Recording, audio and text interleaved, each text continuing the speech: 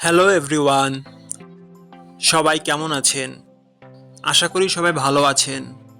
বন্ধুরা, আমরা সবাই জানি যে টাকার রেট ভিন্ন ভিন্ন। মানে কোনো দেশের টাকার রেট বেশি, আবার কোনো দেশের কম।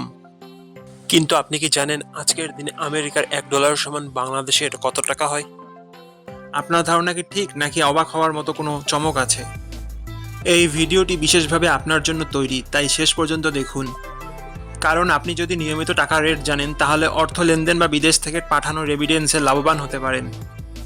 আজ বুধবার 8 জুলাই 2026।